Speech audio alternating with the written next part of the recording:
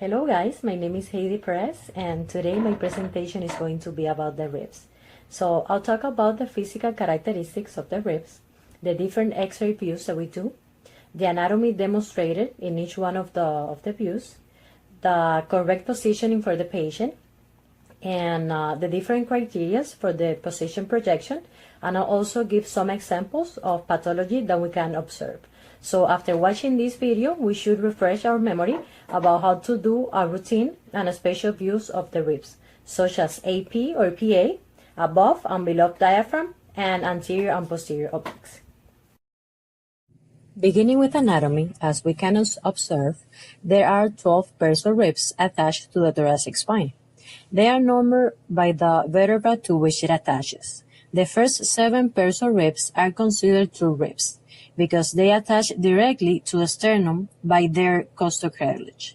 Ribs 8 to 12 are named false ribs because 8 to 10 ribs costocartilage attaches to the 7th rib costocartilage, while 11 and 12 are termed floating ribs because they don't have connection anteriorly. As we can see in this picture, it shows some anatomy as the head, neck, tubercle, angle. We have the shaft, which is the body, and the sternal end, which is the connection to the sternum. From the posterior view, we can see the articular facets of the head, we can see the neck, the articular facets of tubercle, and the groove for blood vessels and nerve. I'm going to start discussing the AP projection of the rib above diaphragm. So for this position, the patient is going to be erect. The tube is going to be at 40 inches SID. We're going to use the cassette 14 by 17 lengthwise, and the technical factors are going to be between 75 to 85 kbp. The center ray for all of them are going to be the same. It's going to be center to T7, which is 3 to 4 inches below jugular notch. For the ribs, we're going to shield the patient to the radiosensitive tissue outside region of interest. Unfortunately, we cannot use the thyroid shield, so we're going to use only the gonads shield. For this position, we wanna make sure to get light above the shoulders, and we have to see ribs 1 through 10. And we're gonna shoot the X-ray on suspend respiration on inspiration. For ribs above the diaphragm.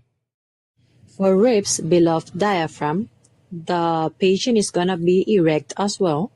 We're gonna center perpendicular to a level of xiphoid process, and the IR is gonna be centered to CR. The technical factors are gonna be about 80 to 90 kbp. And we're gonna shoot the X-ray on sustained respiration on expiration for ribs below diaphragm. So for this one, we should be able to see ribs from 9 to 12. For the PA projection of the anterior ribs above diaphragm, you're gonna position the patient with the chest touching the IR. You're gonna center CR at T7, and you need to make sure to include ribs from 1 to 10. Everything else is gonna be the same. For the PA projection of anterior ribs below diaphragm, you're gonna leave the patient as it is, just lower the CR, putting it perpendicular to IR, and make sure to include ribs from 10 to 12. For the AP and PA positions of the ribs, you can do it bilateral ribs, or you can do unilateral ribs. Now, talking about the obliques of the ribs, when we're gonna do posterior obliques of the ribs, we're gonna do it at 40 inches SID. We're gonna use 14 by 17 IR. The technical factors are gonna change a little bit from above diaphragm, which is 75 to 85 kbp, and below diaphragm, which is 80 to 90 kbp. We're gonna rotate the patient into a 45 posterior oblique with the affected size closest to the IR. So for example, if the injury is on the left side, we're gonna place the left side of the ribs touching the IR. And we're gonna do the opposite for the right side. If it's the injury is on the right side, we're gonna place the right side of the patient touching the IR. We do this to rotate the spine away from the sites of injury. As I mentioned before, the CR is gonna be the same as the AP and PA ribs. We're gonna center at T7. We're gonna raise elevated side arm above the head, extend opposite arm down and behind patient away from thorax. For the obliques, you want to ensure that the site of interest is not cut off. For the anterior obliques of the ribs, it's gonna be the opposite. You're gonna place the chest of the patient touching the IR, but the site of interest is gonna be the side away from the IR. So if the patient has a trauma, on the left side, you're gonna put him on RAO.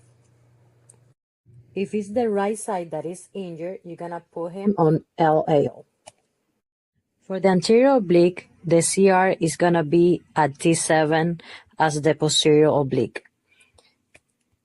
And the respiration for the obliques are gonna be the same as the AP and PA. If we are doing the upper side of the ribs, we're gonna do it on inspiration. If we are doing the lower, we're gonna do it at expiration. We can count the ribs to make sure that we include all 12 ribs in the picture. One of the most common conditions observed in a rib routine is a rib fracture. Fractures of the bony thorax can be particularly dangerous because of the proximity of the lungs, heart, and great vessels. Rib fractures are most commonly caused by trauma or underlying pathology. Fractures to the first rib often are associated with injury to the underlying arteries or veins, whereas fractures to the lower ribs, 8 to 12, may be associated with the injury to adjacent organs, such as the spleen, liver, or kidney. Any rib fracture may cause injury to the lung or cardiovascular structures. Example, pneumothorax, pulmonary or cardiac contusion. In this picture, we can see an example of a fell chest. This is a fracture of adjacent ribs in 2 or more places. Is caused by a blunt trauma and is associated with underlying pulmonary injury. This type of injury can lead to instability of the chest wall. What could happen in this case is that the fragments of the fractured ribs can puncture the lung. So this way I conclude my presentation about the ribs. I hope that the information was helpful for you guys. Thank you.